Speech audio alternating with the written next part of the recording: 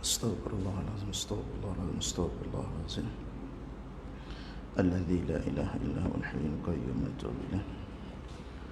Ila hadratin Nabi Mustafa Rasulullah sallallahu alaihi wasallam wa ila ashabihi wa azwajihi wa dhurriyyatihi wal jami'il muslimin wal muslimat wal mu'minina wal mu'minat wa tamam min kulli su'. Anna Allah taghashshaha bi rahmatihi wal maghfirah. Syekhina sallallahu alaihi. Al-Fatihah. أعوذ بالله من الشيطان الرجيم بسم الله الرحمن الرحيم الحمد لله رب العالمين الرحمن الرحيم مالك يوم الدين إياك نعبد وإياك نستعين اهدنا الصراط المستقيم صراط الذين أنعمت عليهم غير المغضوب عليهم ولا الضالين آمين أعوذ بالله من الشيطان الرجيم Bismillahirrahmanirrahim. Assalamualaikum warahmatullahi ta'ala wabarakatuh. Alhamdulillahi rabbil alamin. Wabihi nasta'in ala umuri dunia wad din. Wassalatu wassalamu ala asyrafil anbiya wal mursalin Sayyidina wa maulana Muhammadin wa ala alihi wa ashabihi ajma'in. Subhanaka la ilma lana illa ma 'allamtana innaka antal alimul hakim. La haula wala quwwata illa billah. La haula wala quwwata illa billahil aliyyil azim. Rabbi shrah li sadri wa yassir li amri wahlul 'uqdatam min lisani yafqahu qawli. Allahumma yassir wa la tu'assir. Rabbi tammim bil khair wa ba'du. Alhamdulillah, puji dan kesyukuran yang setinggi-tingginya kehadirat Allah Subhanahu wa taala kerana memberikan kepada kita nikmat sehat jasmani dan rohani, sehingga di subuh hari yang mulia ini, di tempat yang mulia, kita berada di ambang Ramadan. Kita diberikan kekuatan dan kesehatan, dan Allah masih anugerahkan kepada kita iman dan Islam. Kerana dua nikmat itulah nikmat yang terbesar yang dianugerahkan oleh Allah kepada kita di dunia ini.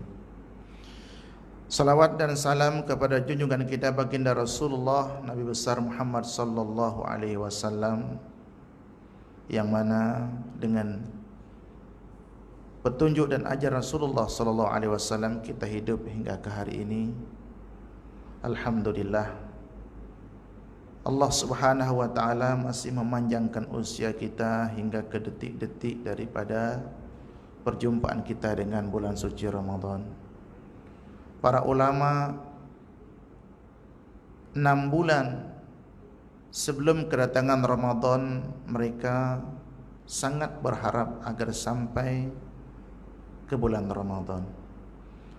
Dan 6 bulan selepas Ramadan, para ulama-ulama salafus salih kita bermohon kepada Allah agar amal ibadat mereka diterima, terutamanya ibadah di bulan suci Ramadan. Maka para ulama memperumpamakan bulan Ramadan ini adalah bulan di mana seperti seseorang yang ketika bulan Rajab menyemai ataupun menanam tanaman, kemudian di bulan Sya'ban adalah menyiram tanaman, dan di bulan Ramadan adalah waktu saat di mana mereka menuai atau memanen apa yang mereka telah tanam. Maka mereka memperumpamakan bagaimana mungkin seseorang dapat memetik tanaman, panen kebaikan di bulan suci Ramadan kalau tidak membuat persiapan paling tidak daripada bulan Rajab. Dan tidak mungkin juga orang dapat menuai tanaman kebaikan di bulan Ramadan nanti kalau di bulan Sya'ban tanaman terbiarkan, kebaikan terbiarkan, tidak dirawat, maka tidak akan ada istilah panen, tidak akan ada istilah menuai kebaikan di bulan suci Ramadan. Maka tuan-tuan rahimakumullah, alhamdulillah, surau telah pun dibuka, kita pun dah boleh berhimpun untuk melakukan aktiviti ibadah. Maka alhamdulillah, mudah-mudahan kebaikan yang telah kita semai, yang telah kita siram daripada bulan Sya'ban yang mana ditanam di bulan Rajab. Itu satu perumpamaan agar Allah Subhanahu wa taala ketika kita masuk di bulan suci Ramadan, betul-betul harapan kita adalah untuk mendapatkan rahmat yang begitu besar. Sehingga diriwayatkan dalam sebuah hadis Rasulullah sallallahu alaihi wasallam bersabda tentang keutamaan daripada bulan suci Ramadan. Kalau seseorang diberikan di dunia memiliki emas sebesar gunung, diberikan emas sebesar gunung di dunia, dia impakkan emas tersebut untuk membalas satu hari saja di bulan suci Ramadan, maka tidak akan dapat dengan impak sebesar gunung daripada emas tersebut untuk menebus walaupun cuma satu hari di bulan suci Ramadan. Dia akan hanya dapat ditebus, akan dapat tunai dibayar kebaikannya oleh Allah Subhanahu wa taala hanya pada hari kiamat kelak, pada yaumil hisab. Itu menunjukkan begitu besar, begitu agungnya kewajiban ibadah puasa di bulan suci Ramadan. Maka bulan Ramadan disebut dengan bulan Ramadan al-Mubarak, Ramadan Karim. Nama-nama yang digunakan, nama-nama yang mulia untuk istimewa bulan suci Ramadan. Maka tuan-tuan rahimakumullah, harapan kita yang masih beberapa hari ini, dalam 10 hari kita akan berjumpa dengan Ramadan.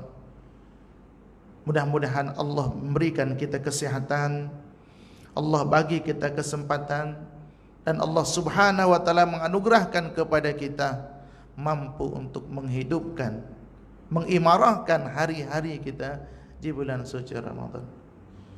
Maka kita kena persiapkan diri kita daripada sekarang dengan sedekahnya dan qiyamul lail, dengan tilawatul Qur'annya.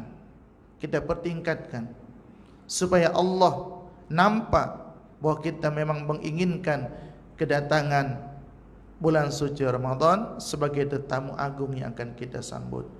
Hadirin jamaah salat subuh yang dikasihi dan dimuliakan Allah Subhanahu wa taala.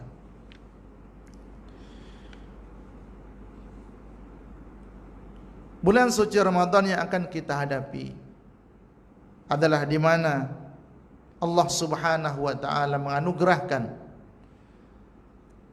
sebagaimana Allah sebutkan di dalam Al-Quran, bahwa bulan suci Ramadan kita diwajibkan berpuasa sebagaimana telah diwajibkan kepada orang-orang sebelum kita. Tuan-tuan rahimakumullah, ayat ini kita pun dah hafal. Bahkan mungkin ayat ini kalau kita tertidur pun kita boleh menghafalnya.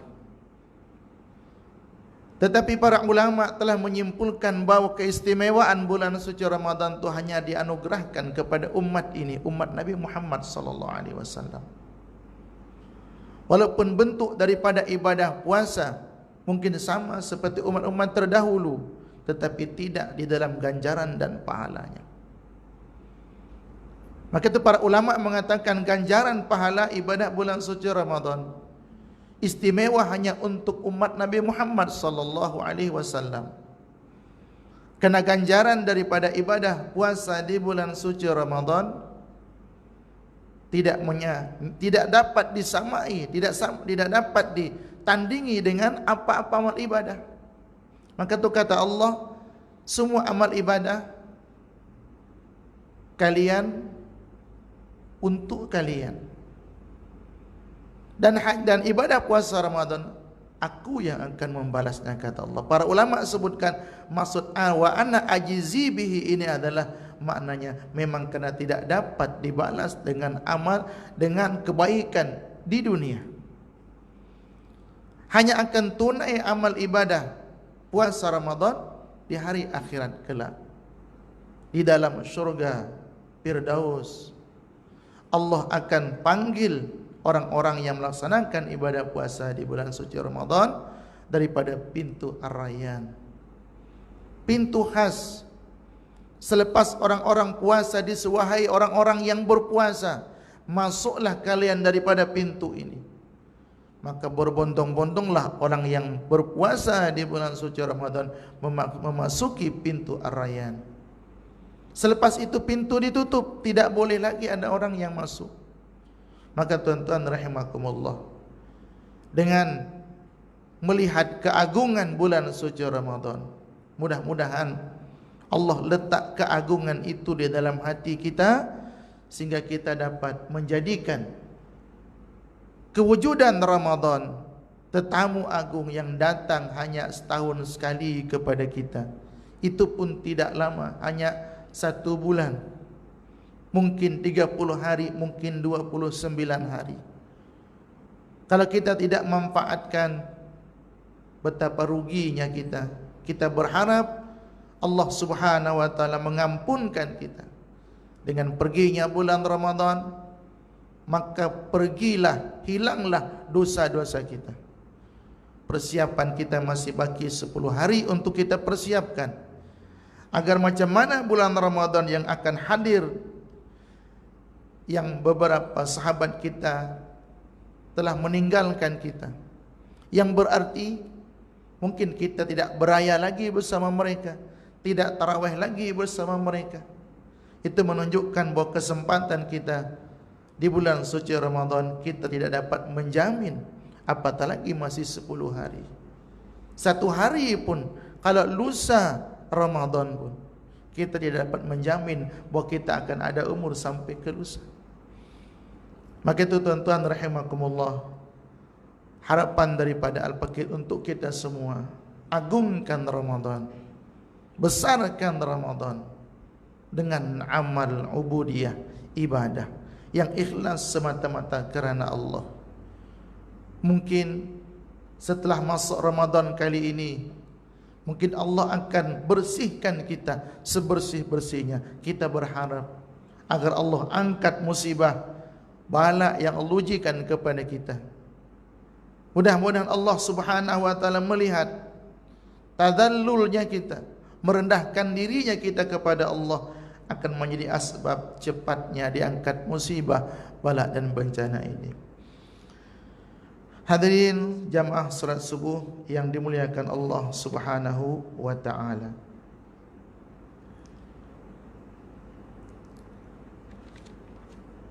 Dengan kitab Martabat Ilmu dan Ulama daripada Ibnu Abbas radhiyallahu taala anhu, beliau berkata, "Zalaltu taliban fa'azaztu matluban." Kata Imam Ibnu Abbas radhiyallahu taala anhu, Ibnu Abbas adalah sepupu Rasulullah sallallahu alaihi wasallam, anak daripada Al-Abbas. Nama beliau adalah Abdullah bin Abbas bin Abdul Muttalib. Seorang sahabat yang didoakan oleh Rasulullah sallallahu alaihi wasallam, Allahumma faqihhu fid-din wa 'allimhu ta'wil. Seorang sahabat yang mempunyai kitab tafsir Al-Miqbas, yang doa langsung daripada Nabi, ya Allah, pahamkan dia pada agama dan pahamkan dia tentang ilmu-ilmu yang tersirat daripada Al-Quranul Karim. Apa kata beliau? Dalaltu taliban fa'azaztu matluban. Dulu ketika saya menuntut ilmu, kata beliau, saya merendahkan diri, saya menghinakan diri. Maka setelah itu sekarang, kata beliau, saya dicari, saya dituntut, saya diperlukan, dihajatkan oleh masyarakat, terutama kita di zaman akhir ini. Riwayat-riwayat daripada Abdullah bin Abbas, tentang kitab tafsir para ulama mesti akan merujuk kepada Sayyidina Abdullah bin Abbas radhiyallahu taala anhu. Sayyidina Abdullah bin Abbas memuliakan Sayyidina Zaid.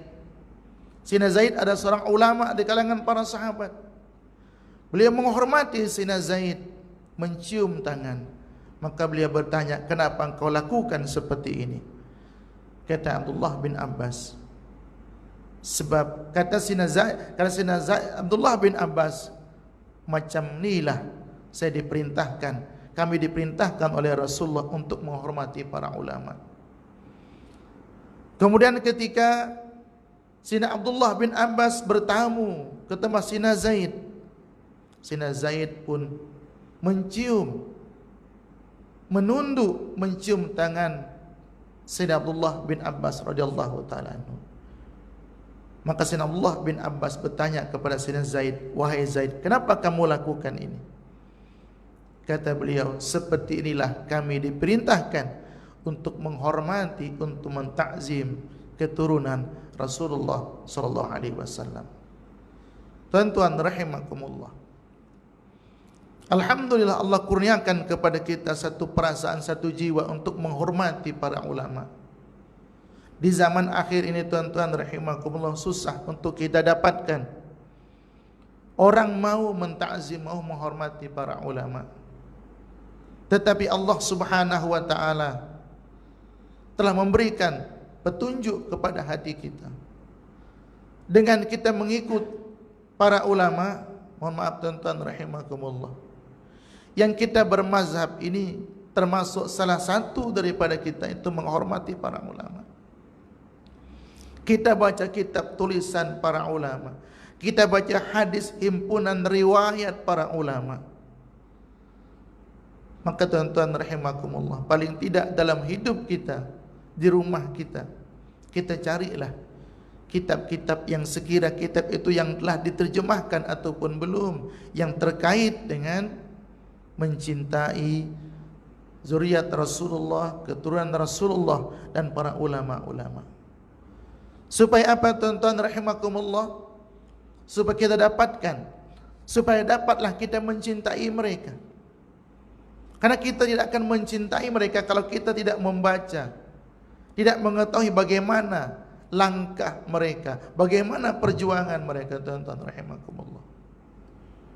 Subhanallah, Allah masih memberikan hidayah kepada kita. Allah masih pandu hati kita sehingga kita mau untuk mengikuti para ulama. Maka tuan-tuan rahimakumullah, sebagaimana Nabi SAW bersabda pada pertemuan-pertemuan kita sebelum telah disebutkan, bahwa Nabi SAW bersabda, kami para Nabi tidak mewariskan harta, dinar dan dirham, tetapi kami hanya mewariskan ilmu dan ulama. Maka sesiapa yang mengambil kesempatan untuk mengenal para ulama, maka itu salah satu daripada tanda kita mencintai mereka, yang Nabi sebutkan, al-mar'u ma'a man ahab. Seseorang itu akan bersama dengan orang-orang yang dicintainya. Maka kita risau, mohon maaf tuan-tuan rahimakumullah, kita lihatlah, kita amati, kita perhatikan anak-anak kita, cucu-cucu kita. Sekarang dia terlalu mudah dengan adanya hiburan di dalam telepon bimbit, waliyazubillah, sampai marwah diri pun kadang-kadang terkorban. Mohon maaf tuan-tuan rahimakumullah. Seperti kita melihat dengan adanya aplikasi TikTok, ya waliyazubillah, masing-masing setiap waktu, setiap saat itu selalu ada kita tengok yang baru daripada, waliyazubillah. Dan semua anak-anak kita risau. Mereka tidak mengenal para ulama. Kalau kita tanya siapa Imam Syafi'i, ya Imam Syafi'i lah. Imam Nawawi, ya Imam Nawawi lah. Bahkan ada yang tak pernah dengar. Kita risau perkara sebegini tuan-tuan rahimakumullah. Padahal kalau mau sebenarnya dengan adanya kemajuan seumpama di zaman ini akan lebih mudah untuk kita mengenal satu persatu para ulama. Tetapi itulah faktanya. Maka tuan-tuan, kita berusaha. Paling tidak kita mengetahui apa yang dilakukan oleh anak-anak kita kalau kita benarkan mereka untuk bermain handphone. Daripada Sayyidina Khatib mengeluarkan riwayat dengan sanad daripada Imam Syafi'i rahimahullahu taala. Qala yahtalifu ilal a'mashi rajulani. Ada dua orang lelaki yang berulang alik datang belajar ke Imam A'mash. Imam A'mash ini adalah salah seorang daripada perawi hadis. Itu banyak disebutkan nama beliau di dalam kitab Sahih Al-Bukhari. Ahaduhuma kana al-haditsu min sya'nihi. Salah seorang daripada mereka itu mengkaji hadis dengan segala disiplin ilmu yang terkait dengan ulumul hadis. Tentang hadis sahih, tentang rijal, sanad, jarah wa ta'dil. Banyak tuan-tuan rahimakumullah. Jadi ketika kita belajar bagaimana para ulama kita dahulu sehingga dapat mereka menghukum, membuat satu keputusan hukum berdasarkan hadis. Rupa-rupanya tuan-tuan rahimakumullah, untuk mustalah hadis saya yang paling mudah, banyak para ulama tulis, ada yang contemporary lah, yang baru lah. Ada Qawaidul Asasiyah, ada Fathul Mughith, ada At-Taisir, nama yang kecil, kitab mustalah hadis. Kemudian ada usul fiqh. Ini nak kita melihat bagaimana para ulama mereka ketika ada hadis, ada ayat, kemudian mengatakan hukumnya sekian. Ketika di dalam mustalah hadis, subhanallah tuan-tuan rahimakumullah, begitu detailnya. Kemudian dalam usul fiqh, cara bagaimana para ulama setelah mengetahui ini hadis, ini ayat, supaya hukum ketika mereka memberikan keputusan hukum, macam ni hukumnya, ini hukumnya. Rupa-rupanya cara mereka luar biasa tuan-tuan. Kitab yang paling kecil misalkan Mabadi Fiqhiyah, itu dalam usul fiqh. Ya Allah karim. Kadang-kadang mohon maaf tuan-tuan, ketika saya mengajar kitab kecil, kadang-kadang menetes air mata. Padahal tak ada kena-mengena dengan motivasi dan sumam, tapi melihat ini baru kitab kecil usul fiqh. Patutlah mereka tu, Imam Bukhari, contoh Imam Bukhari, beliau cucu murid daripada Imam Syafi'i. Artinya Imam Bukhari berguru kepada Imam Ahmad bin Hanbal.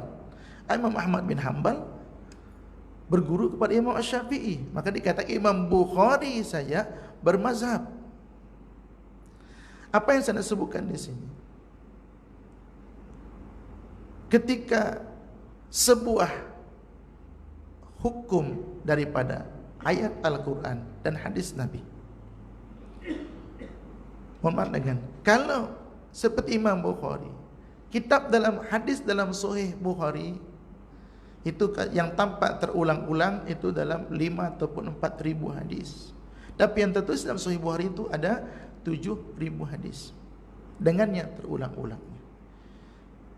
Kenapa jadi tak boleh terulang-ulang? Imam Bukhari sebut sebuah hadis daripada tajuknya, kadang 2, 3, 4 kali, kadang bahkan sampai puluhan kali disebutkan. Jadi kata guru saya ketika pada masa itu ketika belajar, coba kenapa Imam Bukhari ini hadisnya yang beberapa hadis tu yang kalau dengan bahasa itu, yang itu saja hadisnya, tapi buat tajuk banyak. Kami pun pikir, ya mungkin hanya itu hadisnya. Mungkin hanya itu hadisnya. Oh tidak. Itu menunjukkan kealiman, kehebatan, kepakihan Imam Al-Bukhari. Bayangkan, satu hadis beliau boleh buat tajuk 10 lebih, bahkan sampai mungkin ratusan. Tiap bab kita temukan hadis yang sama. Maka tuan-tuan rahimakumullah, ketika kita melihat cara para ulama, kalau kita betul-betul memahaminya, kita tidak akan sampai hati kalau contohlah kita paham sebuah ayat, kita paham hadis macam ni hukumnya misalkan. Ternyata ada orang lain tak seperti kita memahaminya, mungkin cara lain. Kenapa?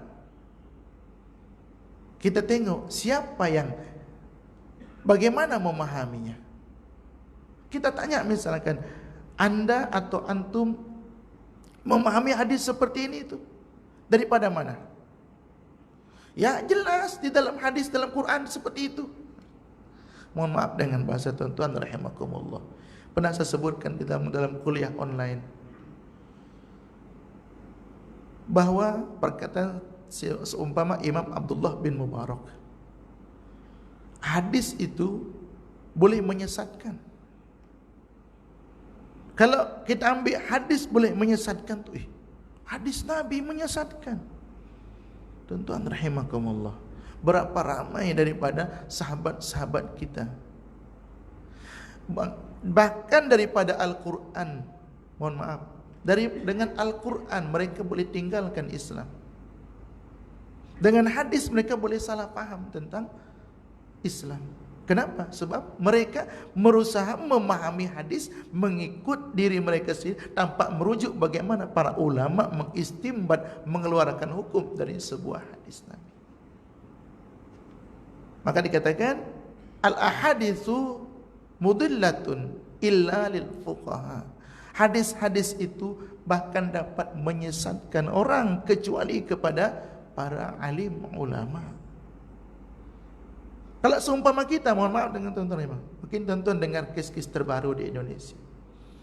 Kejadian seorang perempuan masuk ke, seumpama di kondisi itu Bukit Aman, nak menyerang polis, yang diserang terkorban mati. Ada orang pergi ledakkan bom ke gereja, dengan diri dia sendiri mati. Tuan-tuan rahimakumullah, bukan nak membuat fitnah, tapi ini memang fakta. Maka tuan-tuan, yang saya katakan daripada para ulama telah mengkaji, memang betul-betul kalau kita tidak merujuk pemahaman sebuah hadis apa yang dipahami oleh para ulama, maka wal iyazu billah. Ibnu Muljam, mereka tadi itu kena salah memahami hadis. Ayat Al-Quran tu jelas mereka dalam ayat tu ada disebutkan, tapi tidak boleh kita ambil, oh ni hukumnya. Dalam Al-Quran kan ada, dalam surah Al-Baqarah atau surah At-Taubah tu disebutkan, faqtuluhum haitsu wajadtumuhum. Bunuh mereka dimanapun kalian dapati mereka. Bunuh mereka, orang kafir, dimanapun kalian dapati mereka. Padahal para ulama, maka itu ada istilahnya ulumul Quran, belajar tafsirnya, kemudian belajar kalimatnya, detailnya, apakah itu apakah itu maksud, apakah itu mantuk, apakah itu mafhum, khas, takhsis, subhanallah, baru akan ada hukumnya. Maksudnya bunuhlah mereka dimanapun kalian dapati mereka, itu di medan perang. Tapi kalau ayat itu diambil sebiji seperti itu, kemudian memandang orang kafir adalah orang yang mesti dibunuh, Al-Quran suruh, itu yang nampak Islam tu jadi waliyazubillah buruk Islam di mata non-muslim. Sepemeluknya tak faham terus mempraktikalkan ayat itu. Imam Ahmad bin Hanbal dipenjarakan, Imam Abu Hanifah dipenjarakan, Imam Malik dipenjarakan, Imam Syafi'i pun pernah dipenjarakan. Adakah ini zalim pemerintah? Tak ada.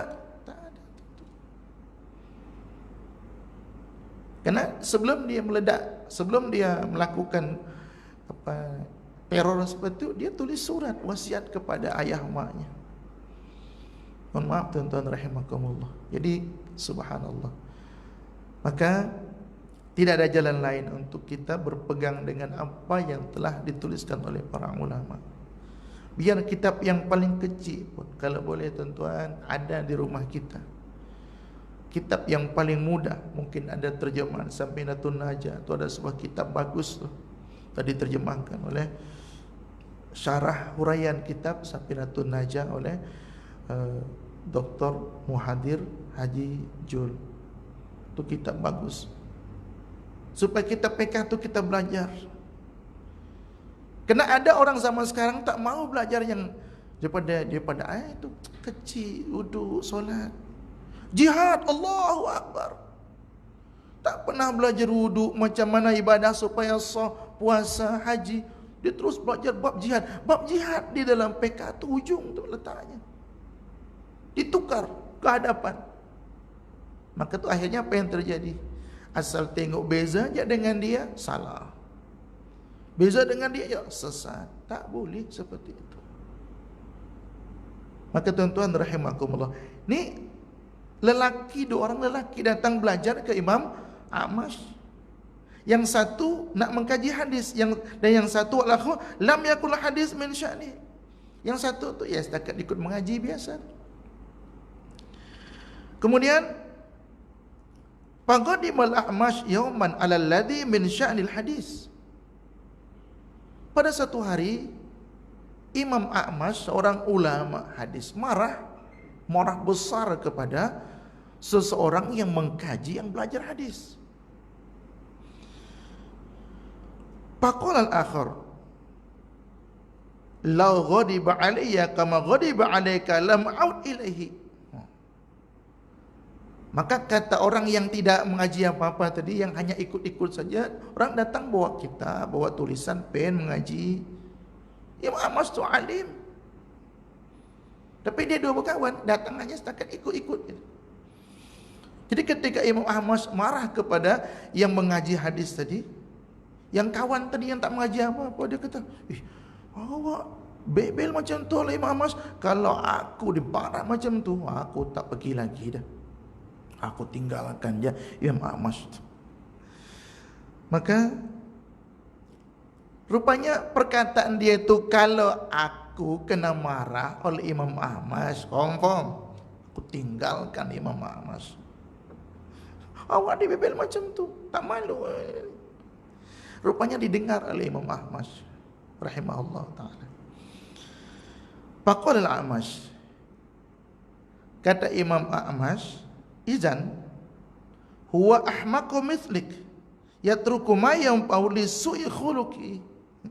Kalau dia seperti kamu, kata Imam Ahmad, artinya kamu ambil hati kawan kamu itu, aku marah, dia salah.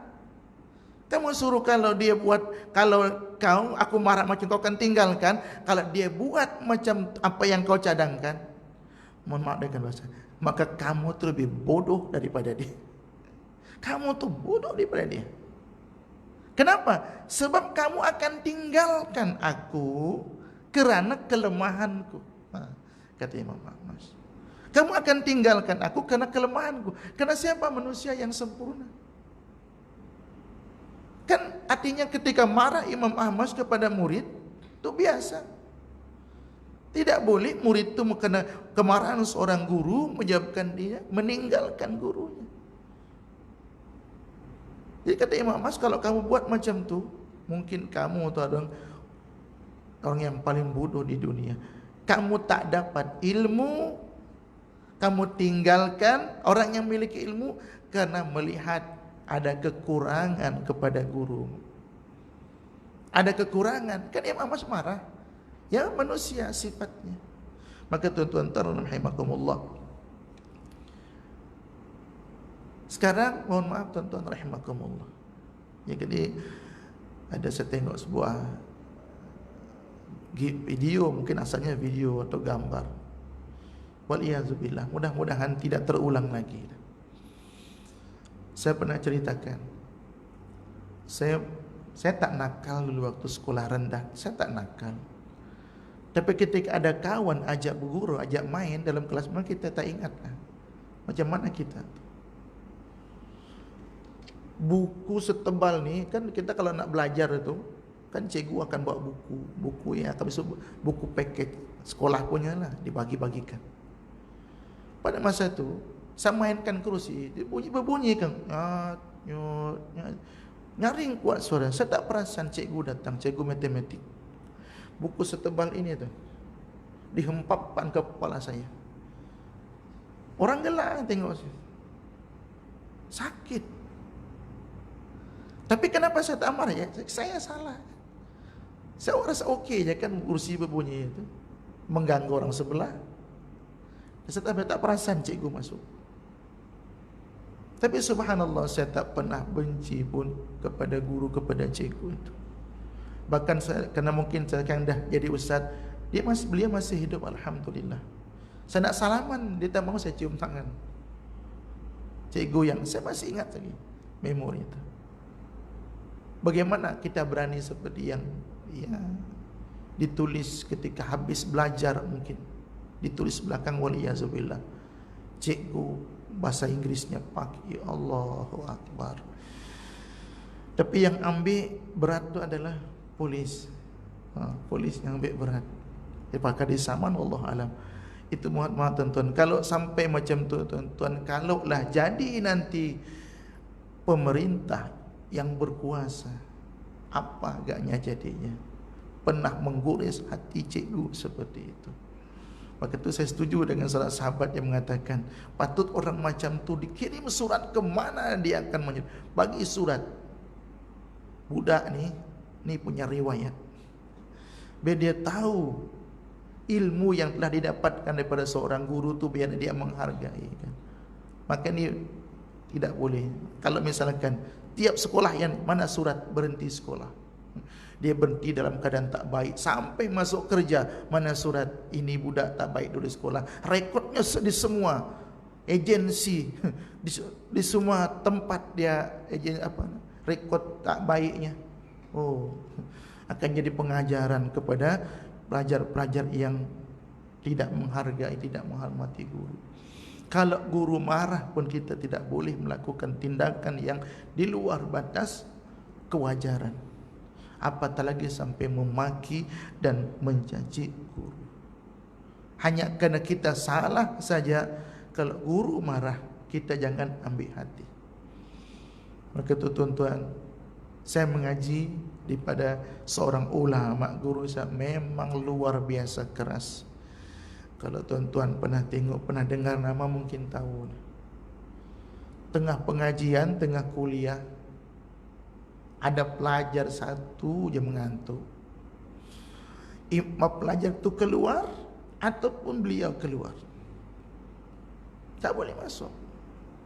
Ditunjuk ke depan-depan. Kalau itu tuan-tuan tahu, Syekh Nuruddin Marbu Al-Banjari, itu memang kami mengaji dulu, buat daurah tuan-tuan.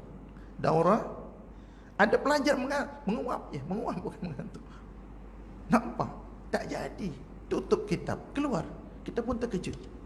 Kenapa? 2 hari kita tak pengajian. Kenapa? Tak hargai ilmu.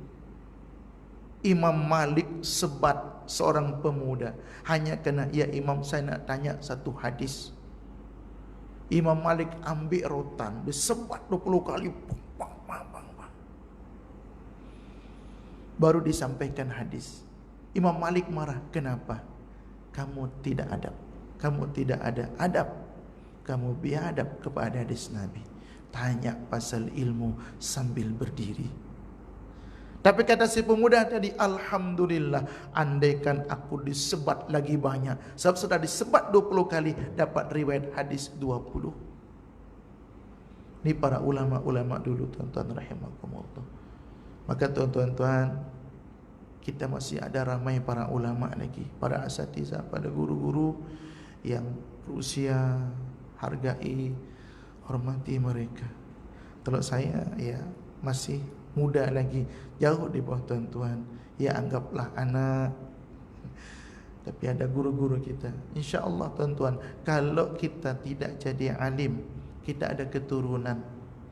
Kalau tak alim anaknya, cucunya, kalau tak cucunya, cicitnya, kalau tak cicit terus sampai ke bawah. Kalau kita pernah menghormati seorang alim.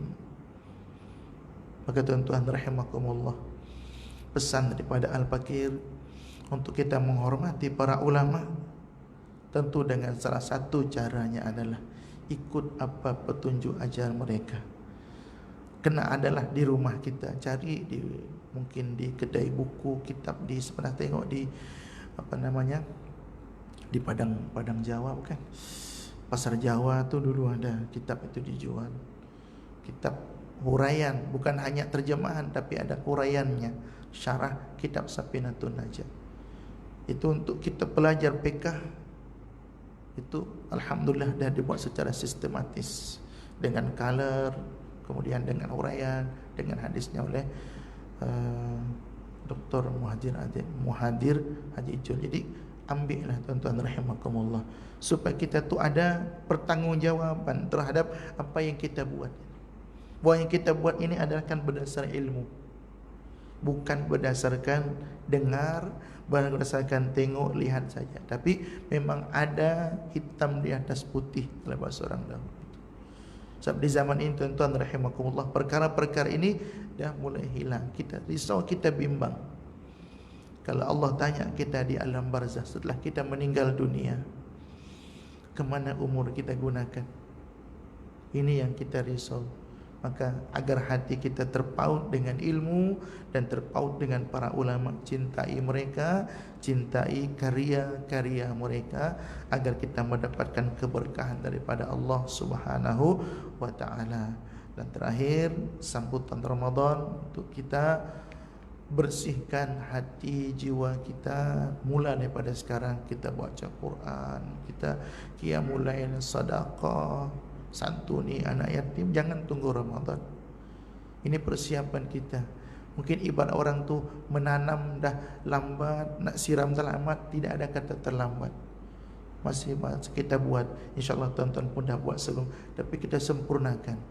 Seandainya Ramadan tidak kita jumpai, kita meninggalkan Ramadan, Allah akan tulis kita dah puasa sempurna di bulan Ramadan. Mudah-mudahan kita disihatkan oleh Allah Subhanahu wa taala, diberikan kekuatan kepada kita, dan kita mendapatkan anugerah boleh berpuasa di bulan Ramadan.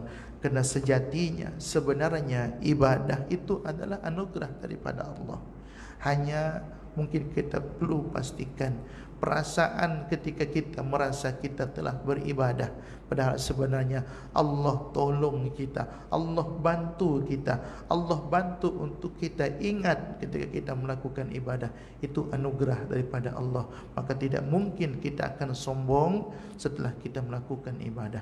Mudah-mudahan Allah ampunkan dosa kita, dosa ibu bapa kita, dosa jiran tetangga kita. Allah sehatkan tubuh badan kita, panjangkan usia kita sampailah bulan Ramadan tahun ini, tahun hadapan, tahun terus sampai kita merasa puas beribadah kepada Allah Subhanahu wa taala.